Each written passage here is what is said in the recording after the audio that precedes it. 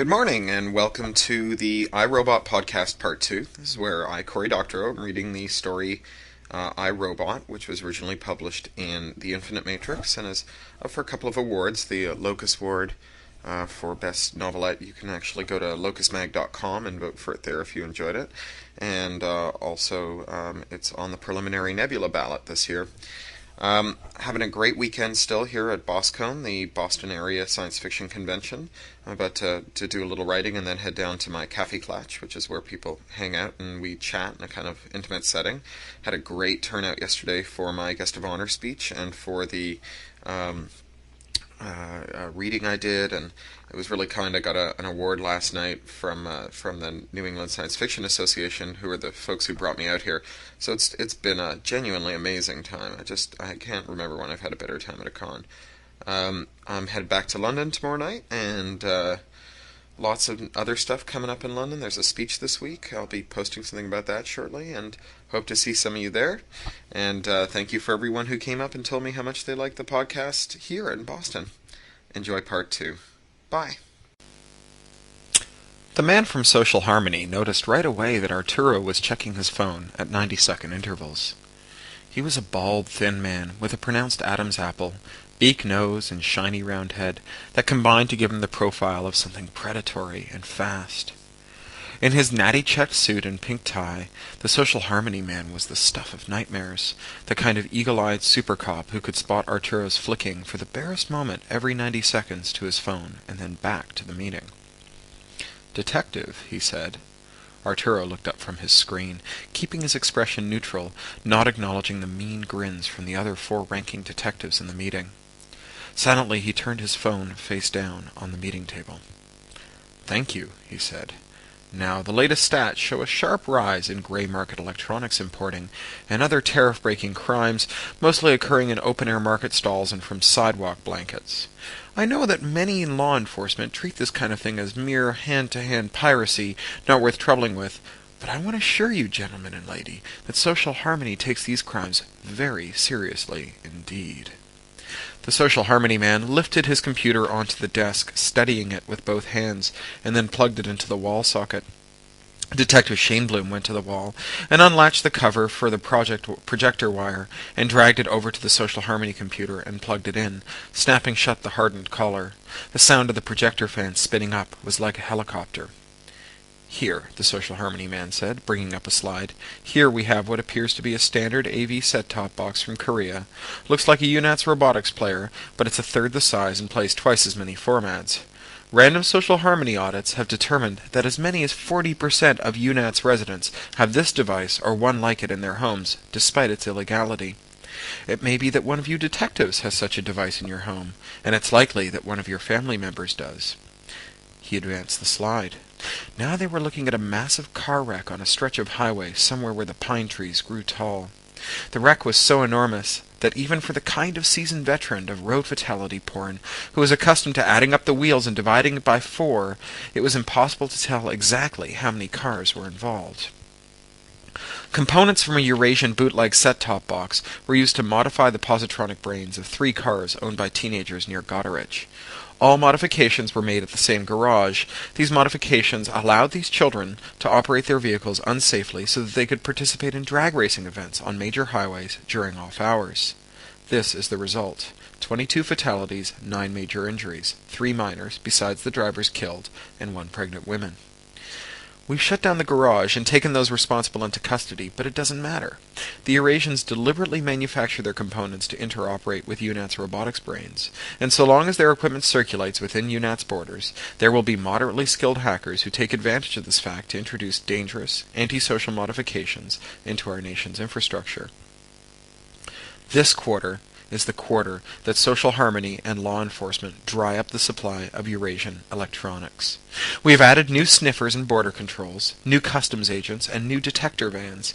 Beat officers have been instructed to arrest any street dealer they encounter, and district attorneys will be asking for the maximum jail time for them. This is war on the home front, detectives, and it's every bit as serious as the shooting war.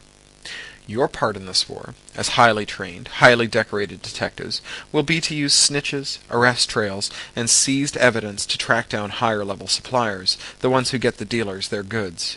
And then Social Harmony wants you to get their suppliers, and so on, up the chain, to run the corruption to ground and bring it to a halt. The Social Harmony dossier on Eurasian importers is updated hourly and has a high-capacity positronic interface that is able to answer your questions and accept your input for synthesis into its analytical model. We are relying on you to feed the dossier, to give it the raw materials, and then use it to win this war. The Social Harmony man paged through more atrocity slides, scenes from the home front, poisoned buildings with berserk life support systems, violent kung fu movies playing in the background in crack houses, then kids playing sexually explicit, violent arcade games imported from Japan. Arturo's hand twitched towards his mobile. What was Ada up to now? The meeting drew to a close, and Arturo risked looking at his mobile under the table. RP'd Robert had checked in 5 more times, shadowing Ada around the mall, and then had fallen silent. Arturo cursed. Fucking robots were useless. Social Harmony should be hunting down UNAT's robotics products, too. The Social Harmony man cleared his throat meaningfully. Arturo put the phone away. Detective Ikaza de Arana Goldberg. Sir, he said, gathering up his personal computer so that he'd have an excuse to go. No one could be expected to hold one of UNAT's robotics' heavy luggables for very long. The Social Harmony man stepped in close enough that Arturo could smell the eggs and coffee on his breath. I hope we haven't kept you from anything important, Detective. No, sir, Arturo said, shifting the computer in his arms. My apologies. Just monitoring a tale from an RP'd unit.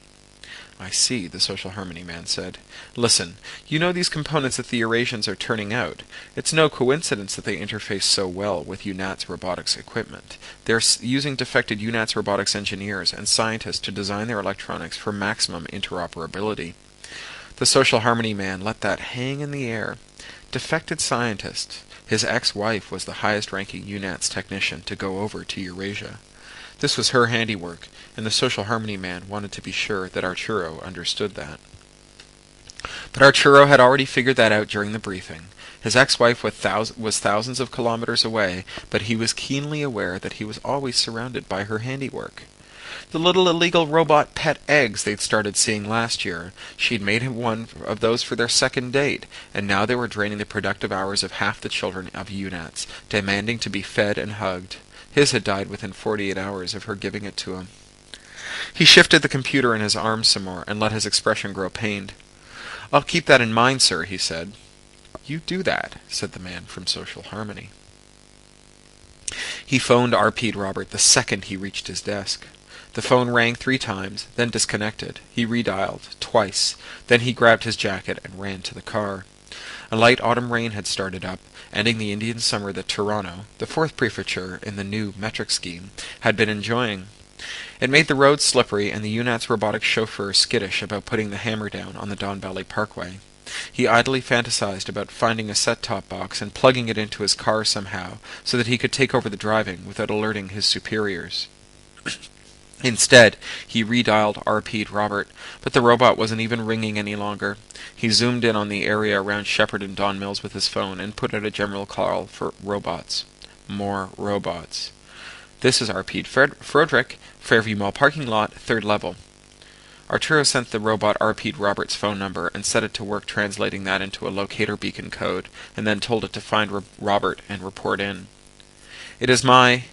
He watched RP'd Frederick home in on the locator for Robert, which was close by, at the other end of the mall, near the Don Valley Parkway exit. He switched to a view from Frederick's electric eyes, but quickly switched away, nauseated by the sickening leaps and spins of an RP'd moving at top speed, clanging off the walls and ceilings. His phone rang. It was RP'd Frederick. Hello, Detective. I have found RP'd Robert. The P unit has been badly damaged by some kind of electromagnetic pulse. I will bring him to the nearest station house for forensic analysis now. Wait, Arturo said, trying to understand what he'd been told. The P units were so efficient. By the time they'd given you the sit-rep, they'd already responded to the situation in perfect police procedure, but the problem was that they worked so fast, you couldn't even think about what they were doing, couldn't formulate any kind of hypothesis. Electromagnetic pulse? The P units were hardened against snooping, sniffing, pulsing, sideband, and brute force attacks. You'd have to hit one with a bolt of lightning to kill it. Wait there, Arturo said. Do not leave the scene. Await my presence. Do not modify the scene or allow anyone else to do so. Acknowledge. It is my... But this time, it wasn't Arturo switching off the phone. It was the robot. Had the robot just hung up on him? He redialed it. No answer. He reached under his dash and flipped the first and second alert switches, and the car leapt forward. He'd have to fill out some serious paperwork to justify a two-switch override on the parkway, but 2 robots was more than a coincidence. Besides, a little paperwork was nothing compared to the fireworks ahead when he phoned up Ada to ask what she was doing out of school. He hit her speed dial and fumed while the phone rang 3 times. Then it cut into voicemail. He tried a pen trace, but Ada hadn't made any calls since her Excuse Club call that morning. He texted the Freak Squad to see if they could get a fix on her location from the bug in her phone, but it was either powered down or out of range. He put a watch on it. Any location data it transmitted when it got back to civilization would be logged. It was possible that she was just in the mall. It was a big place. Some of the cavernous stores that were so well shielded with their radio-noisy animated displays that they gonked any phones brought inside them. She could be with her girlfriends, trying on brasiers and having a real bonding moment. But there is no naturally occurring phenomenon associated with the mall that nailed RPs with bolts of lightning. He approached the RPs cautiously, using his copper's override to make the dumb little positronic brain in the emergency exit nearest their last known position open up for him without tipping off the building's central brain. He crept along a service corridor, heading for a door that exited into the mall. He put one hand on the doorknob and the other on his badge, took a deep breath, and stepped out. A mall security guard nearby nearly jumped out of his skin as he emerged. He reached for his pepper spray, and Arturo swept it out of his hand as he flipped his badge up and showed it to the man. "Police," he said, in the cop voice, the voice that worked on everyone except his daughter and his ex-wife and the bloody robots. Sorry, the guard said, recovering his pepper spray. He had an oceanic twang in his voice, something Arturo had been hearing more and more as the crowded islands of the South Pacific boiled over UNATs. Before them, in a pile, were many dead robots. Both of the RP'd units, a pair of mall sweepers, a flying cambot, and a squat, octopus-armed maintenance robot lying in a lifeless tangle. Some of them were charred around their seams, and there was the smell of fried motherboards in the air. As they watched, a sweeper bot swept forward and grabbed the maintenance bot by one of its fine manipulators. "Oi, stop it!" the security guard said, and the robot second-lawed to an immediate halt. "No, that's fine. Go back to work," Arturo said, shooting a look at the rent-a-cop. He watched closely as the sweeper bot began to drag the heavy maintenance unit away, thumbing the backup number into his phone with one hand. He wanted more cops on the scene, real ones, and fast. The sweeper bot managed to take one step backwards towards the service corridor when the lights dimmed and a crack bang sound filled the air. Then it too was lying on the ground. Arturo hit send on his phone and clamped it to his head, and as he did, noticed the strong smell of burning plastic. He looked at his phone. The screen had gone charred black, and its little idiot lights were out.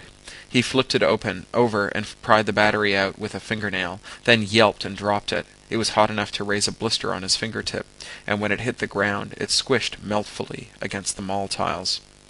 "Mine's dead too, mate," the security guard said. "Everything is. Cash registers, bots, credit cards." Fearing the worst, Arturo reached under his jacket and withdrew his sidearm.